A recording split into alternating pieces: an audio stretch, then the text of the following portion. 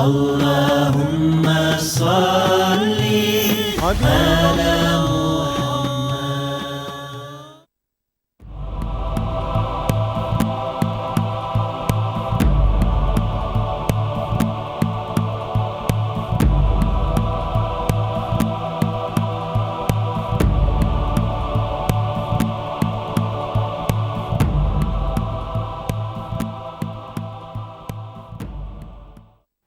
الحمد للہ وکفا وسلام علی عبادہ الذین اصطفیٰ اما بعد. خواتین و حضرات، اور پیس ٹی وی پر اس پروگرام کو دیکھنے والے کروڑوں ناظرین، میں آپ سب کی خدمت میں ہدیہ سلام پیش کرتا ہوں. السلام علیکم ورحمۃ اللہ وبرکاتہ. پروگرام کا آغاز قرآن پاک کی تلاوت سے ہوگا. اس کے لیے میں آواز دے رہا ہوں اسلامک انٹرنیشنل اسکول ممبئی کے استاد قاری توفیق صاحب کو کہ وہ تشریف لائیں اور قرآن پاک کی تلاوت فرمائیں. قاری توفیق صاحب.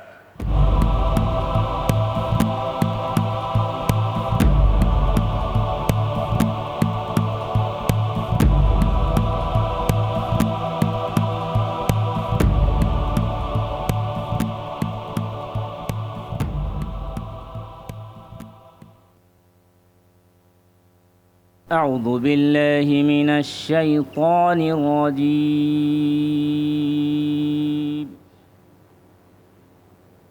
بسم الله الرحمن الرحيم.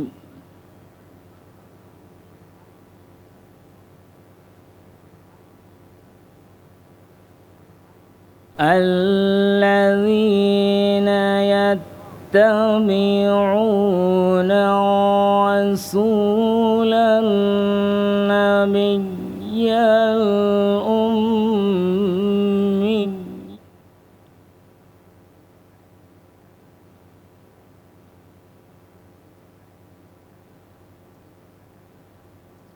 الذي يجدونه مكتوبا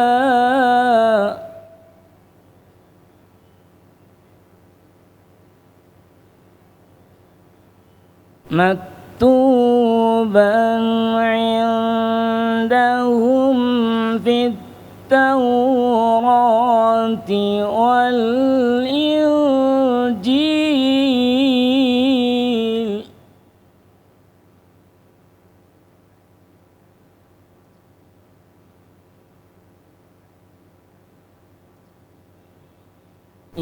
يأمرهم بالمعروف وينهاهم عن المنكر ويحل لهم الطيبات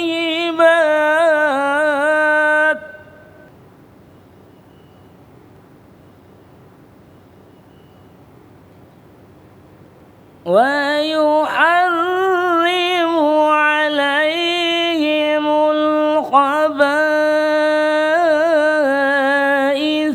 ويضع عنهم إصرهم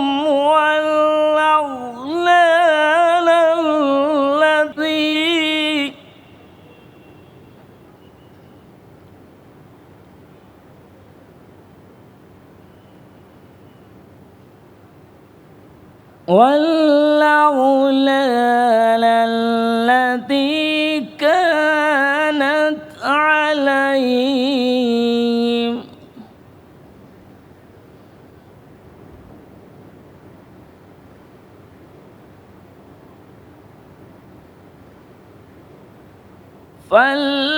فالذين آمنوا به وعزروه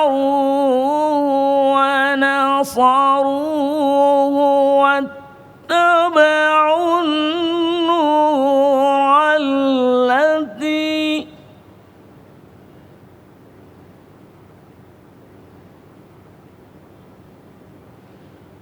واتبعوا النور الذي أنزل معه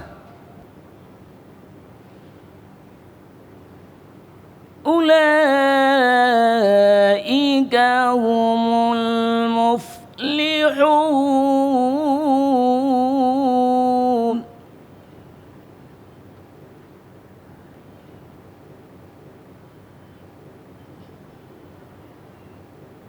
قل يا أيها الناس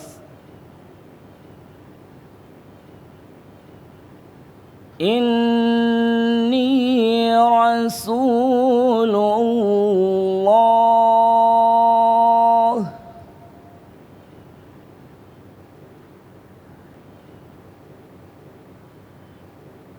قل يا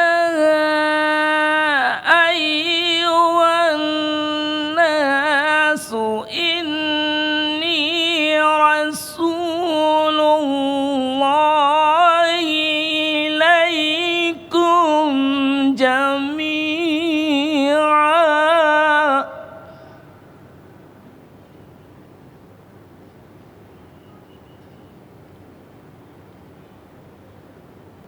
الذي له ملك السماوات والأرض لا إله إلا هو يحيي ويميت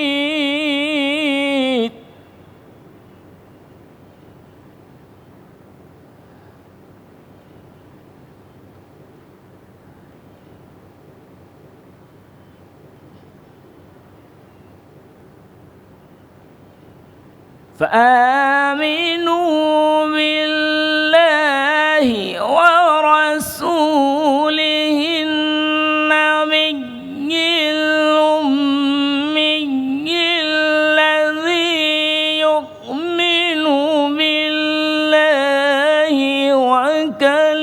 وكلماته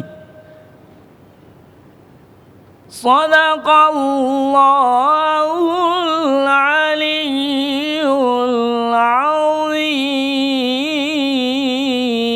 العظيم.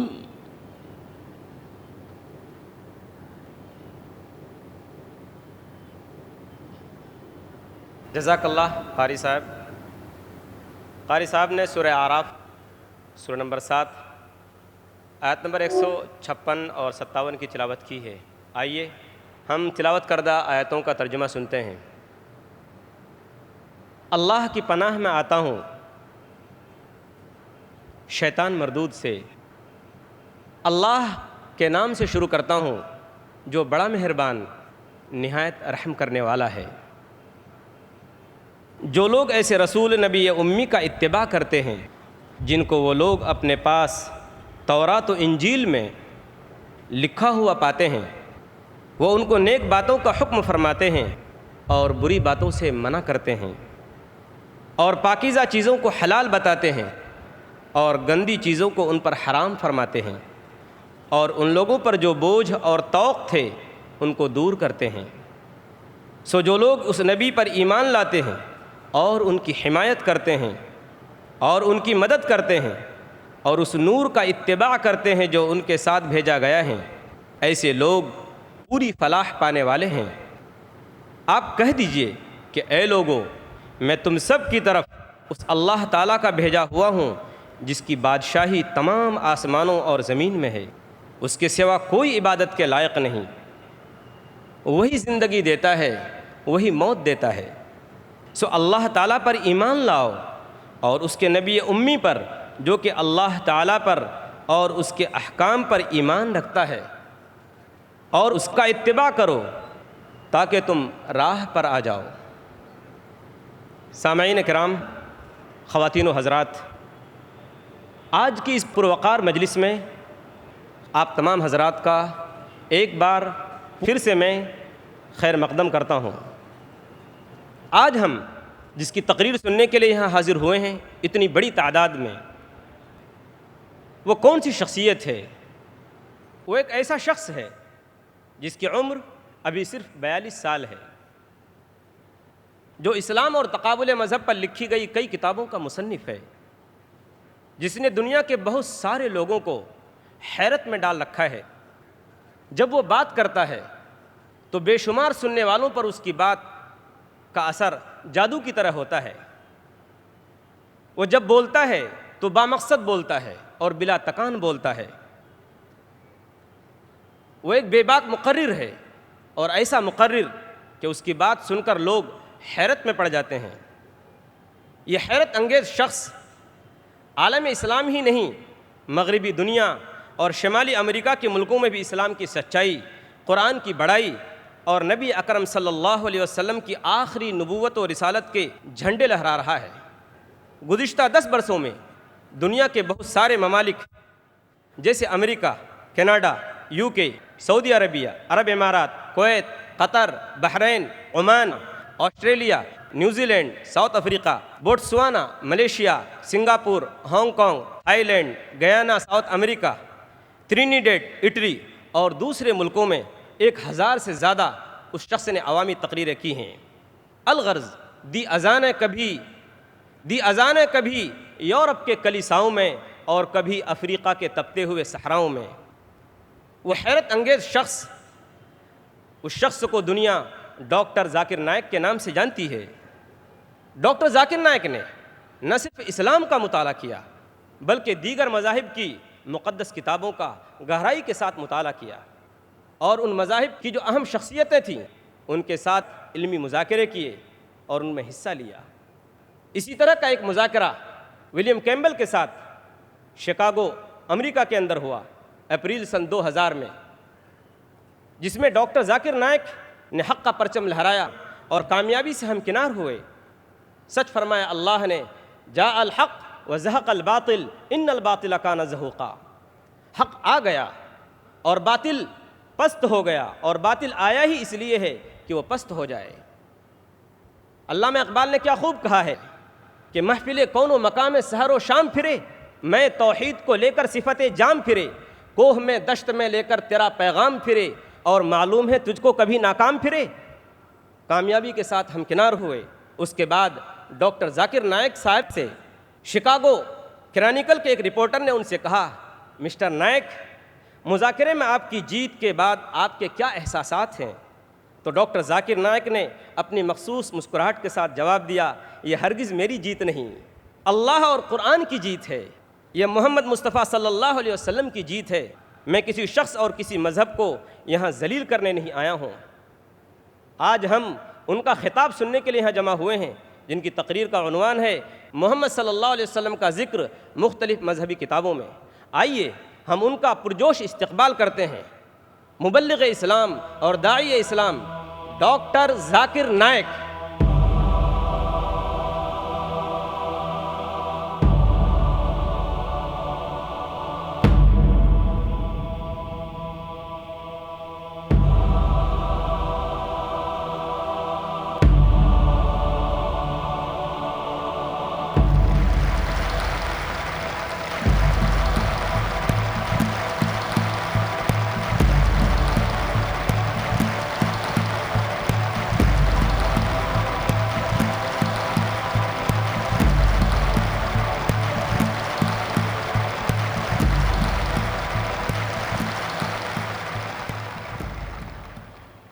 الحمدللہ والصلاة والسلام علی رسول اللہ وعلی آلہ وصحبہ اجمعین، اما بعد، اعوذ باللہ من الشیطان الرجیم، بسم اللہ الرحمن الرحیم۔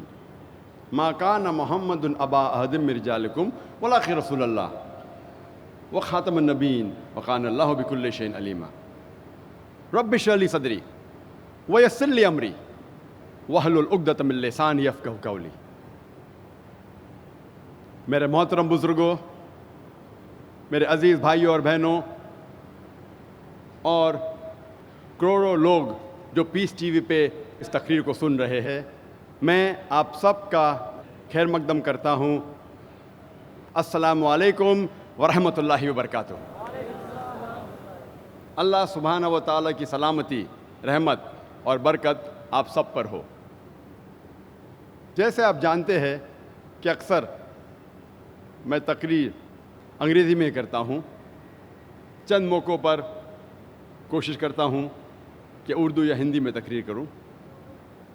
کیونکہ میری تعلیم انگریزی میں ہوئی ہے تو ظاہر ہے کہ اس اردو اور ہندی تقریر میں کافی غلطیاں کروں گا، اسی لیے تقریر کے شروع میں ہی میں ان غلطیوں کے لیے آپ سے معذرت چاہتا ہوں اور امید رکھتا ہوں کہ آپ ان غلطیوں کو نظر انداز کریں گے اور آپ میرے تقریر کے پیغام پہ توجہ دیں گے۔ آج کی یہ تقریر بمبئی میں میری پہلی اردو تقریر ہے۔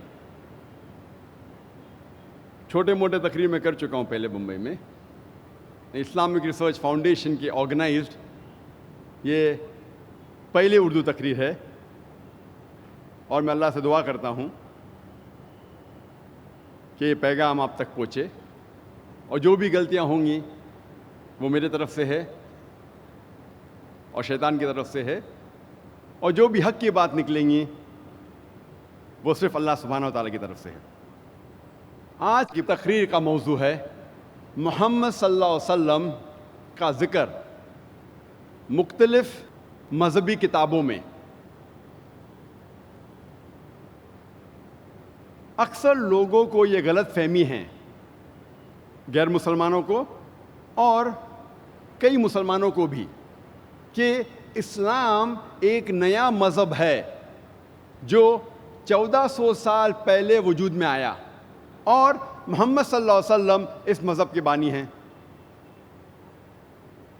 اسلام ایک نیا مذہب نہیں ہے جو 1400 سال پہلے وجود میں آیا، بلکہ یہ مذہب تب سے ہے جب سے انسان نے اس زمین پہ قدم رکھا، اور محمد صلی اللہ علیہ وسلم اس مذہب کے بانی نہیں ہیں، لیکن محمد صلی اللہ علیہ وسلم اللہ سبحانہ و تعالیٰ کے آخری بھیجے ہوئے پیغمبر ہے۔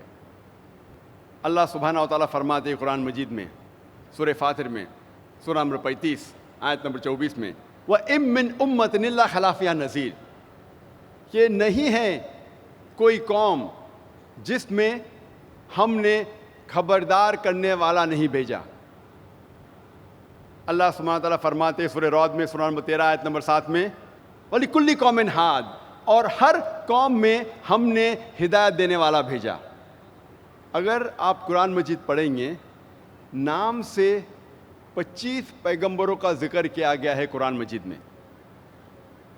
مثال کے طور پہ آدم علیہ السلام، نوح علیہ السلام، ابراہیم علیہ السلام، موسیٰ علیہ السلام، عیسیٰ علیہ السلام، محمد صلی اللہ علیہ وسلم، نام سے 25 پیغمبروں کا ذکر کیا گیا ہے قرآن مجید میں۔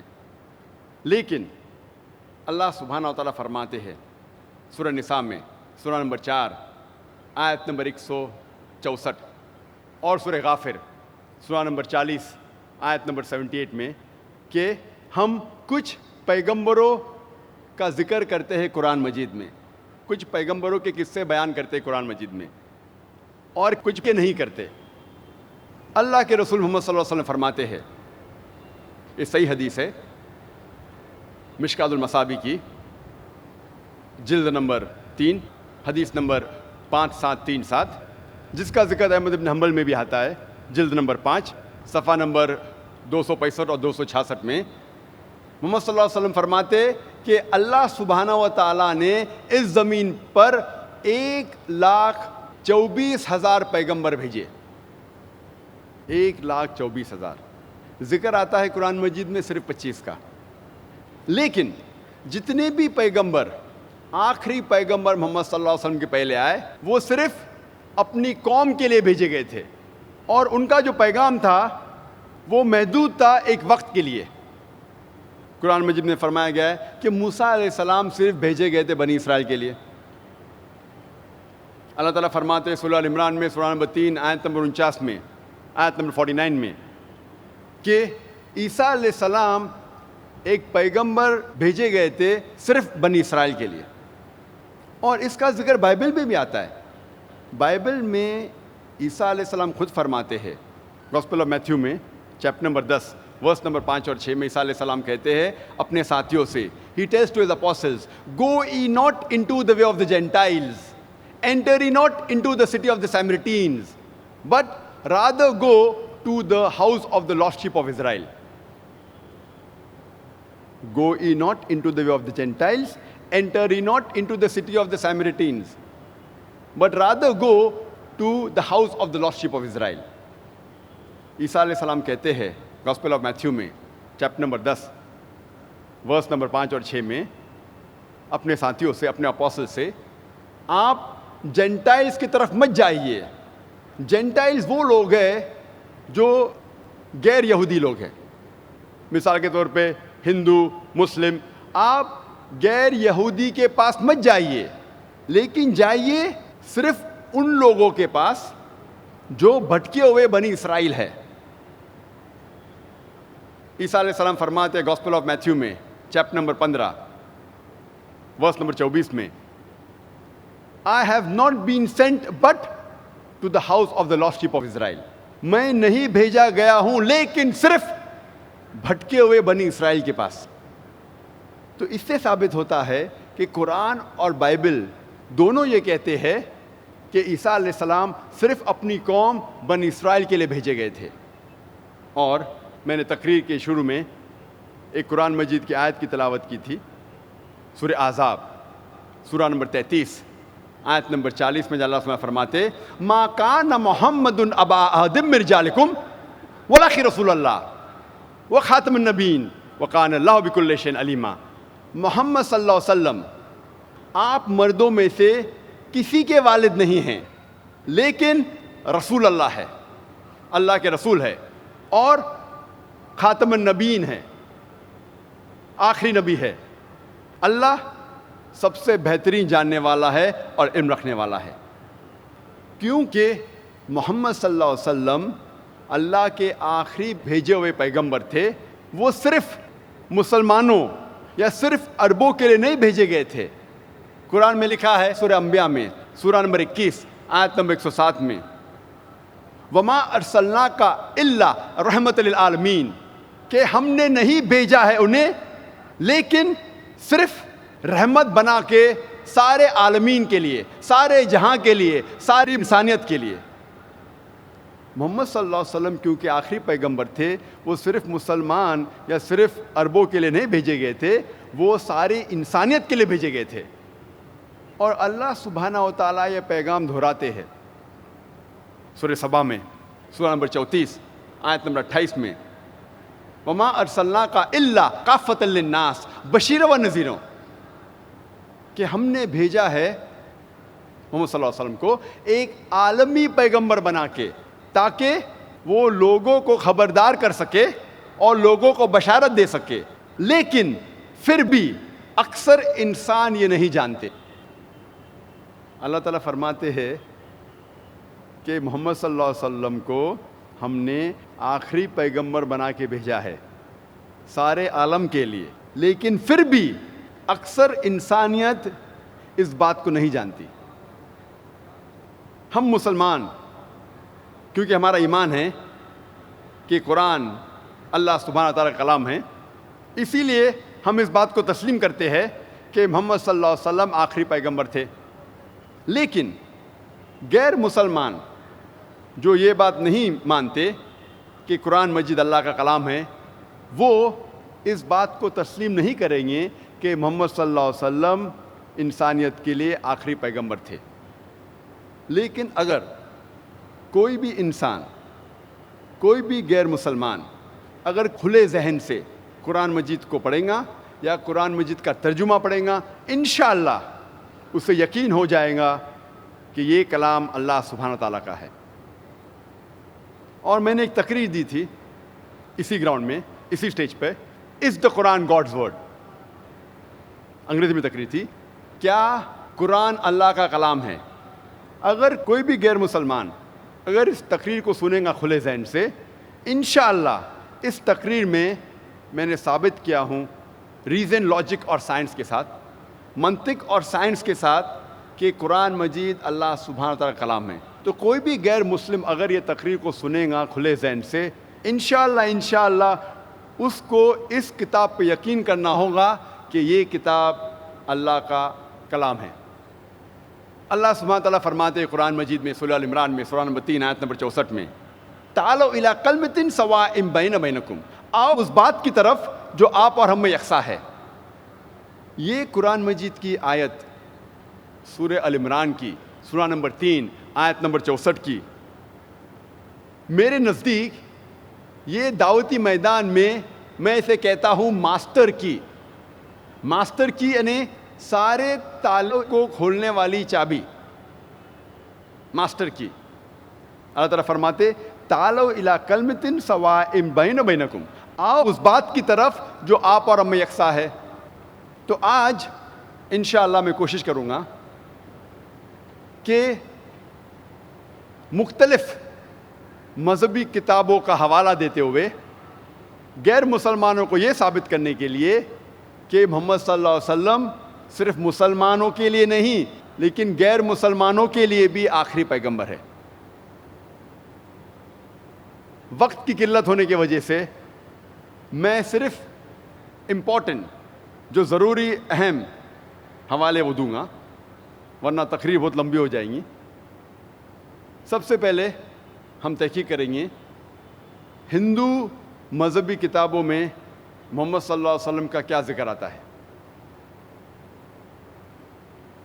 ہندو مذہبی کتابیں 2 قسموں میں بانٹی گئی ہے، ایک ہے شروتی، دوسری ہے اسمرتی۔ شروتی کی معنی ریویلڈ، انڈرسٹینڈ، پرسیو۔ شروتی کی معنی ہے وحی، سمجھنا۔ ہندو ودوان کہتے ہیں کہ شروتی خدا کا کلام ہے، ایشور کا کلام ہے، اور 2 قسم کی شروتی ہے، وید اور اپنشد۔ دوسری قسم کی کتابیں جو ہندو مذہب میں وہ ہے اسمرتی۔ اسمرتی کے معنی ٹو ریممبر، میموری، یاد رکھنا، یادداشت۔ اسمرتی ہندو ودوان کہتے ہیں یہ ایشور کی کتاب نہیں ہے لیکن انسانوں نے لکھی ہے، اور اسمرتی میں لکھا گیا ہے کس طریقے سے انسان اپنی زندگی جینا چاہیے اس زمین پہ، انفرادی طور پہ، معاشی طور پہ اور عالمی طور پہ۔ کئی قسم کی اسمرتی ہے، مثال کے طور پہ پراناز ہے، اتہاس ہے، رامائن، مہا بھارت، بھگوت گیتا، منوسمرتی وغیرہ۔ وقت کی قلت ہونے کی وجہ سے صرف جن کتابوں کا میں حوالہ دوں گا اس کے بارے میں اور ڈیٹیل میں بات کروں گا۔ پہلے قسم کی کتاب جو ہندو مذہب میں ہے وہ ہے شروتی۔ شروتی جیسے میں نے کہا 2 قسم کی ہے، وید اور اپنشد۔ وید آتا ہے سنسکرت لفظ ود سے، جس کے معنی ہے گیان، علم، نالج۔ وید 4 قسم کی ہے، رگ وید، یجروید، سام وید اور اتھروا وید۔ پہلے 3 وید رگ وید، یجروید، سام وید سب سے پہلے وجود میں آئے، اور آخری وجود میں آیا اتھروا وید۔ یہ پہلی 3 وید رگ وید، یجروید، سام وید کو کہتے ہیں ٹرپل سائنسز یا ٹرائی ود، یعنی 3 سائنس کی کتابیں یا 3 علم کی کتابیں، 3 گیان کی کتابیں۔ رگ وید جب آپ پڑھیں گے اس میں لکھا ہے سانگز آف پریزز، تعریف کے گیت۔ یجروید میں ہے سانگز آف سیکریفائسز اور سیکریفائسز فارمولاز، قربانی کے شلوکس۔ سام وید میں ہے میلڈی، سنگیت۔ اتھروا وید میں ہے میجیکل فارمولاز، جو چمتکار کے شلوک ہے اس کے بارے میں ذکر آتا ہے اتھروا وید میں۔ ہندو ودوان میں اختلاف ہے کہ وید کب وجود میں آیا۔ سوامی دیانند سرسوتی کے حساب سے، جو آریہ سماج کے بانی ہیں، وہ کہتے ہیں وید 131 करोड़ साल पुरानी किताब है, 1310 मिलियन ईयर्स ओल्ड। लेकिन अक्सर हिंदू विद्वान कहते हैं कि वेद तकरीबन 4000 साल पुरानी किताब है। तो अक्सर हिंदू विद्वान कहते हैं कि वेद तकरीबन 4000 साल पुरानी किताब है, मजहबी किताब है, लेकिन एग्जैक्ट कभी वजूद में आए ये किसी को नहीं पता। हिंदू विद्वान को ये भी नहीं पता कि वेद किस जगह पे पहली बार वजूद में आई, दुनिया के किस इलाके में। हिंदू विद्वान को ये भी नहीं पता कि सबसे पहले कौन से इंसान को मिली या कौन से संत या कौन से ऋषि को मिली। इतने इख्तिलाफ के बावजूद हिंदू ये मानते हैं कि वेद सबसे ऊंची हिंदू मजहबी किताब है। अगर वेद किसी और हिंदू मजहबी किताब से टकराती है तो हमें मानना चाहिए वेद में सबसे ऊंची। दूसरी किस्म की किताब मैंने कहा कि स्मृति। स्मृति में पुराणास है, इतिहास है। पुराना जैसे हम जानते हैं उर्दू और हिंदी में पुराना मतलब एंशेंट, पुरानी किताब, इसीलिए उसका नाम है पुराना। पुराना में जिक्र आता है किस तरीके से कायनात वजूद में आई और कहानी किससे है, देव और देवी के। और पुराना को 18 जिल्दों में तकसीम किया था महर्षि व्यास ने। और एक अहम पुराना का नाम है भविष्य पुराना। मोहम्मद सल्लल्लाहु अलैहि वसल्लम का जिक्र करने के पहले हिंदू मजहबी किताब में मैं आपसे ये कहना चाहूँगा, पहले ये हम समझ ले कि अवतार के क्या मानी हैं। ये संस्कृत लफ्ज़ अवतार आता है अव और त्र से, जिसके मानी है डिसेंड डाउन, नीचे नाजिल होना या नीचे आना। जब आप ऑक्सफोर्ड डिक्शनरी पढ़ते हैं इसमें लिखा है कि अवतार according to Hindu mythology is the coming down of a deity और अ revered soul in bodily form on the earth. Oxford dictionary के मुताबिक अवतार एक भगवान है या खुदा है जो इंसानी जिस्म में इस ज़मीन पे आता है, ये हिंदू माइथोलॉजी के हिसाब से। तो अवतार के मानी है भगवान खुदा ज़मीन पे आता है इंसान के रूप में या कोई रूप धारण करके। और अक्सर हिंदू अवतार के बारे में जब जिक्र करते हैं वो हवाला देते हैं भगवत गीता का, चैप्टर नंबर 4 श्लोक नंबर 7 से 8, जिसमें लिखा है यदा यदा ही धर्मस्य ग्लानिर्भवति भारता। जब जब जुल्म बढ़ेगा ओ भारता, और जब भी नेकी घटेंगी मैं रूप धारण करूंगा अच्छाई का साथ देने के लिए और बुराई को तबाह करने के लिए और इस धर्म को कायम करने के लिए। संभवामि युगे युगे, हर युग में मैं रूप धारण करूंगा। ये 2 श्लोक मंत्रा जो भगवत गीता में, इससे आता है अवतार के बारे में। अवतार का जिक्र है भागवत पुराण में भी, खंड 9 अध्याय 24 श्लोक नंबर 56 में, जब जब नेकी घटेंगी और जुल्म बढ़ेगा तब तब मैं रूप धारण करूंगा। तो ये 2 श्लोक के जरिए भागवत पुराण और भगवत गीता का ये फलसफा आता है अवतार का। लेकिन हम मुसलमान हम इस बात को नहीं मानते कि खुदा अल्लाह सुब्हानहू व तआला कोई इंसान का रूप धारण करके इस ज़मीन पे आते हैं। हम इसको नहीं मानते। हम मुसलमान मानते हैं कि अल्लाह सुब्हानहू व तआला इंसानों में से, आदमियों में से एक इंसान, एक आदमी को चुनते हैं और उस आदमी से हायर लेवल पे कम्युनिकेट करते हैं, उनको वही नाजिल करते हैं उनके ऊपर। और इस चुने हुए इंसान को हम कहते हैं पैगंबर।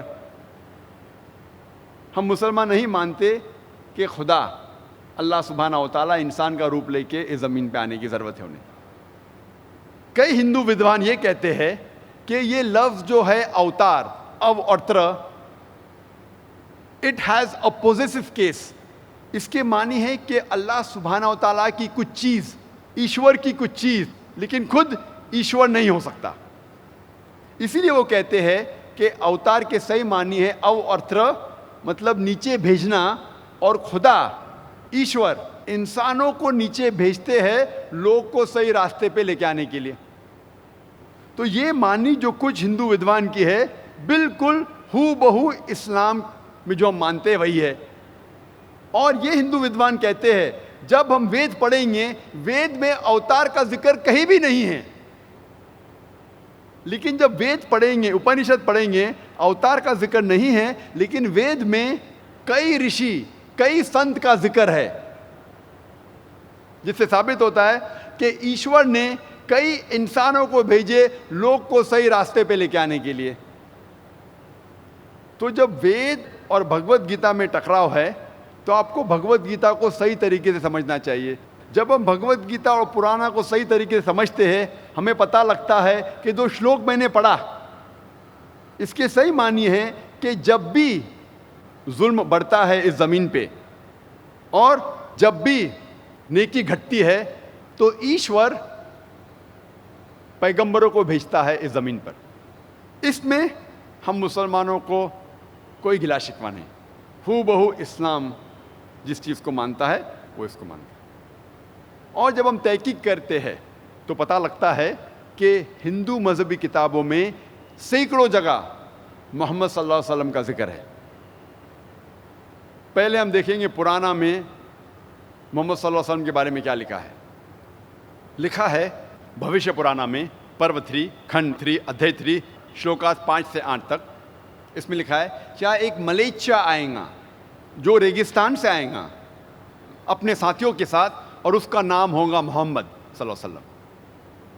اور راجہ بھوج اس مہادیو عرب کو اس کا استقبال کریں گے اور اس کو پنچ گرہ میں نہلائیں گے اور عزت کے ساتھ اسے تحفہ دیں گے اور کہیں گے کہ آپ انسانیت کے لیے ایک مثال ہے اور انسانیت کے لیے رحمت ہے، اور آپ نے ایک بڑی تعداد میں اچھے لوگ کو اکٹھا کیے تاکہ آپ دشمنوں کو ختم کر سکیں.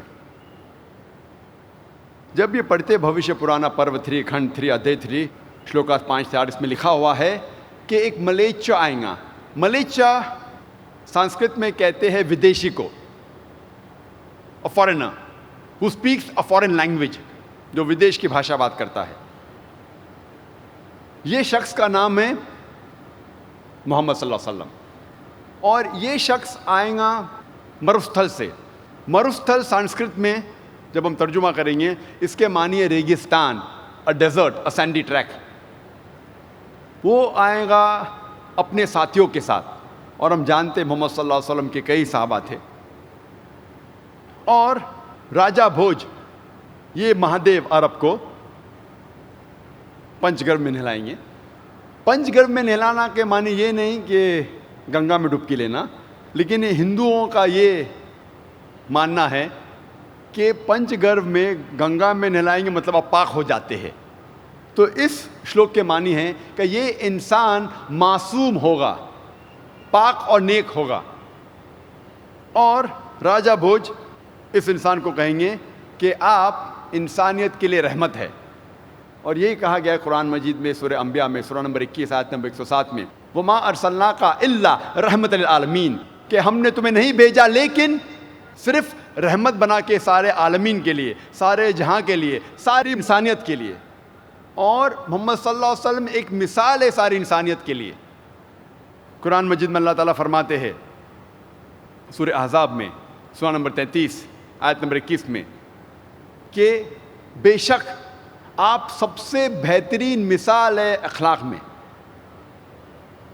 اللہ تعالیٰ فرماتے ہیں سورہ قلم میں سورہ نمبر 68 آیت نمبر 4 میں کہ آپ محمد صلی اللہ علیہ وسلم میں سب سے بہترین مثال پائیں گے. کچھ لوگ اعتراض کریں گے کہ یہ بھوشیہ وانی میں لکھا ہے راجہ بھوج کے بارے میں، اور راجہ بھوج جب ہم تحقیق کرتے ہیں وہ 11ویں صدی میں ہے، 500 سال محمد صلی اللہ علیہ وسلم کے بعد، جو 10th جنریشن آف راجہ شلیوان تھا۔ میں ان سے یہ کہنا چاہتا ہوں کہ ہندوستان میں ایک ہی راجہ بھوج نہیں ہے۔ جس طریقے سے روم کے بادشاہ کو لقب دیا جاتا ہے سیزر، اور مصر کے بادشاہ کو لقب دیا جاتا ہے فرعون، اسی طریقے سے ہندوستان کے راجاؤں کو لقب دیا جاتا ہے راجہ بھوج۔ تو راجہ بھوج ایک ہی نہیں ہے، کئی ہے۔ یہ راجہ بھوج جو آپ ذکر کر رہے 11ویں صدی کے، اس کا ذکر نہیں ہو رہا ہے بھوشیہ وانی میں، یہ اس کا ذکر ہو رہا ہے جو محمد صلی اللہ علیہ وسلم کے وقت تھے۔ آگے جب پڑھتے بھوشیہ پرانا پرو 3 کھنڈ 3 ادھیے 3 شلوکا 10 سے 27 تک، اس میں لکھا ہے کہ ملیچیا اس زمین کو خراب کر چکے۔ ایک شخص میں نے بھیجا تھا جو غلط لوگ کو سیدھی راہ لے کے آیا، لیکن ابھی دشمنوں نے ایک بڑے دشمن کو بھیجا ہے۔ لکھا ہے سورہ بقرہ میں سورہ نمبر 2 آیت نمبر 173، سورہ مائدہ سورہ نمبر 5 آیت نمبر 3، سورہ انعام سورہ نمبر 6 آیت نمبر 145، اور سورہ نحل سورہ نمبر 16 آیت نمبر 115 میں حرمت علیکم المیتۃ والدم ولحم الخنزیر وما اہل لغیر اللہ بہ، آپ کے لیے منع ہے، آپ کے لیے حرام ہے مرا ہوا گوشت، خون، خنزیر، اور وہ کھانا جس پر غیر اللہ کا نام لیا ہے۔ اللہ کے علاوہ کسی اور کا نام جس کھانے پہ لیا گیا ہے وہ آپ کے لیے حرام ہے۔ 4 جگہ قرآن میں صاف لکھا ہے کہ سور کا گوشت کھانا حرام ہے، اور یہ لوگ انسانیت میں امن پھیلاتا ہے اور لوگوں کو نماز کے لیے بلاتا ہے، جسے ہم کہتے ہیں آذان، اور ساری حلال چیز کھاتا ہے، لیکن خنزیر کا گوشت، سور کا گوشت نہیں کھاتا۔ اور قرآن مجید میں 4 جگہ لکھا ہے، سورہ بقرہ میں سورہ نمبر 2 آیت نمبر 173، سورہ مائدہ سورہ نمبر 5 آیت نمبر 3، سورہ انعام سورہ نمبر 6 آیت نمبر 145، اور سورہ نحل سورہ نمبر 16 آیت نمبر 115 میں حرمت علیکم المیتۃ والدم ولحم الخنزیر وما اہل لغیر اللہ بہ، آپ کے لیے منع ہے، آپ کے لیے حرام ہے مرا ہوا گوشت، خون، خنزیر، اور وہ کھانا جس پر غیر اللہ کا نام لیا ہے۔ اللہ کے علاوہ کسی اور کا نام جس کھانے پہ لیا گیا ہے وہ آپ کے لیے حرام ہے۔ 4 جگہ قرآن میں صاف لکھا ہے کہ سور کا گوشت کھانا حرام ہے، اور یہ لوگ